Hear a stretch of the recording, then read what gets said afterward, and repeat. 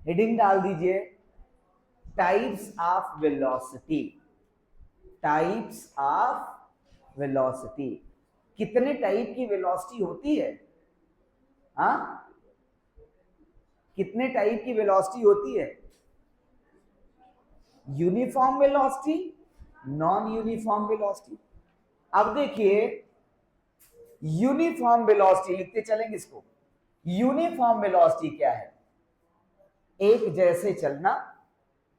ये ए से निकलता है कोई, यहां बी पे आता है, फिर सी पे जाता है, फिर डी पे जाता है। इसमें जो है ए से बी का डिस्प्लेसमेंट है, ए बी एक डिस्प्लेसमेंट है, बी सी एक डिस्प्लेसमेंट है, सी डी भी एक डिस्प्लेसमेंट है।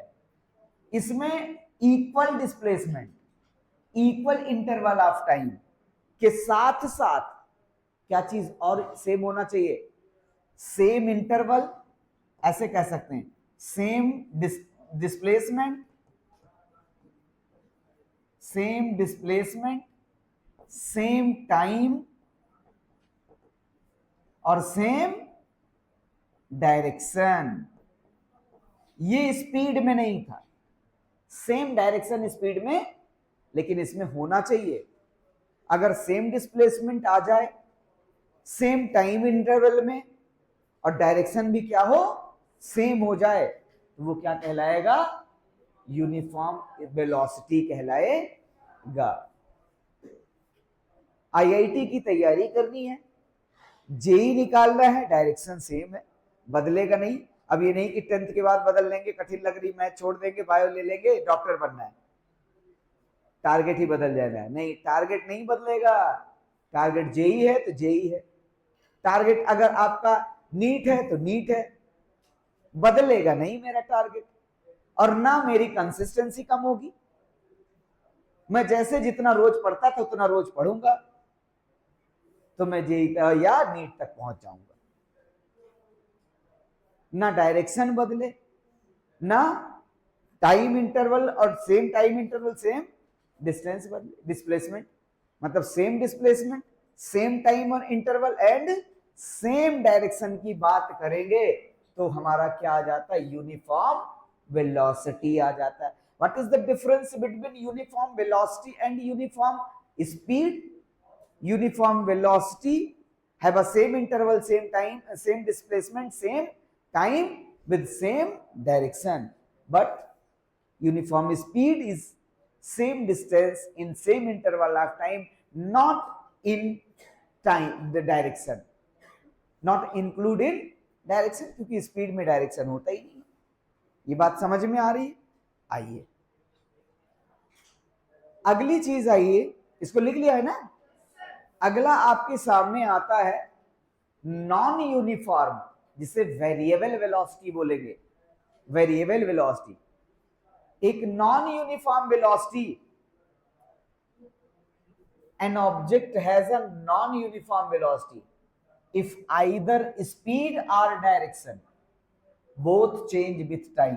देखिए क्या क्या बदल जाए। आप यहां 5 मीटर पर सेकेंड से जा रहे थे, 5 मीटर पर सेकेंड, और यहां आप 8 मीटर पर सेकेंड से जाने लगे, 8 मीटर पर सेकेंड से जाने लगे। ये ध्यान रखना, ये क्या है?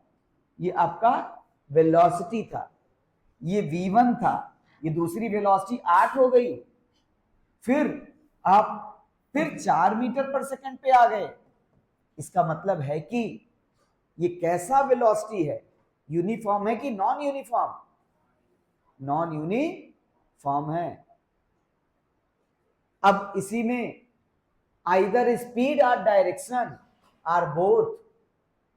अब ये 5 मीटर पर सेकेंड से जा रहा था, इधर यहां आ गया 5 मीटर पर सेकेंड से, फिर यहां आ गया 5 मीटर पर सेकेंड से, फिर यहां आ गया 5 मीटर पर सेकेंड से। देखो कैसा मोशन है, कैसा स्पीड है, सॉरी वेलोसिटी है। 5 5 5 सब 5 है, लेकिन क्या नहीं सेम रहा? डायरेक्शन बदल रहा है। अगर डायरेक्शन बदल जाएगा तो भी नॉन यूनिफॉर्म वेलोसिटी मिल जाएगी, लेकिन अभी हम लोग इसी चीज को सर्कुलर में देखेंगे, यूनिफॉर्म सर्कुलर मोशन। उसको डिटेल में करेंगे क्यों उसको यूनिफॉर्म सर्कुलर मोशन कह रहे हैं, ठीक है, क्योंकि वहां भी स्पीड नहीं बदलती, डायरेक्शन बदलता है, डायरेक्शन बदलता है। तो ये बात समझ में आई, uniform and non uniform velocity, और नॉन यूनिफॉर्म वेलोसिटी के दूसरे नाम क्या है, वेरिएबल वेलोसिटी, ये सबने लिख लिया। इसके बाद देखिए इसमें आपका आता है एवरेज वेलोसिटी, क्या आएगा, एवरेज, एवरेज स्पीड पढ़ा, उसमें total distance upon total time, इसमें क्या करना है, total displacement upon total time करना है, क्या करना है, total displacement upon total time करना है। देखिए average velocity is the ratio of total displacement to total time, कितना डिस्प्लेसमेंट हुआ टोटल और कितना टाइम लगा। सेम फॉर्मूला, दोनों में डिफरेंस ये है कि वो नेगेटिव हो सकता है, लेकिन ये नेगेटिव हो सकता है और वो नेगेटिव नहीं हो सकता, क्योंकि डिस्टेंस कभी भी नेगेटिव नहीं होती, इसलिए वो नेगेटिव नहीं होगा।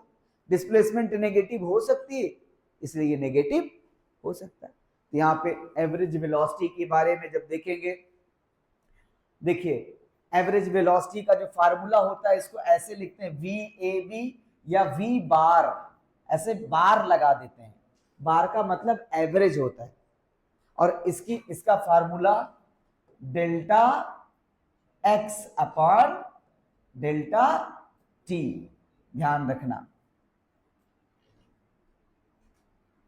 Delta x upon delta T, ये बातें समझ में आई। इसके जर्नल फार्मूले को देखिए जो हम लोग यूज करेंगे अपने फिजिक्स में न्यूमेरिकल में। मान लीजिए ये गाड़ी जा रही थी और इसको मैंने यहां देखा 20 मीटर पर सेकंड से थी, 20 मीटर पर सेकंड से, और थोड़ी देर बाद ये क्या हो गई, यहां 40 मीटर पर सेकंड हो गई।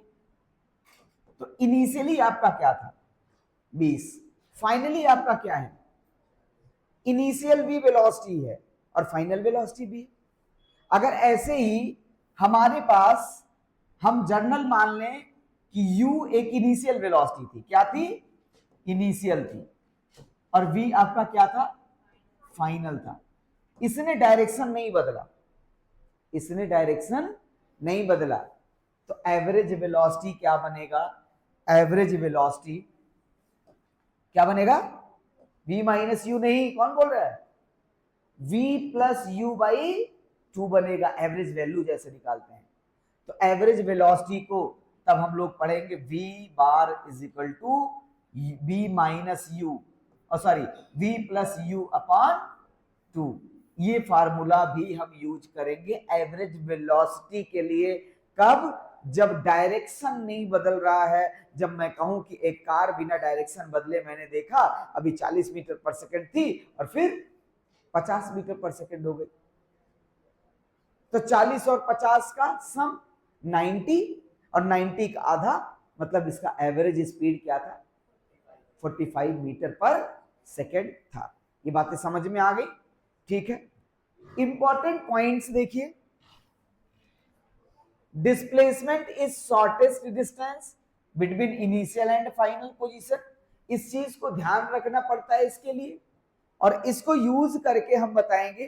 तो average velocity consider the direction, average velocity consider the direction because displacement is a vector quantity. ये तभी यूज होगा जब हम डायरेक्शन कंसीडर करेंगे, ऐसा नहीं यहां b था और इधर जाने लगा तो u, और तब b प्लस यू बाई 2, नहीं,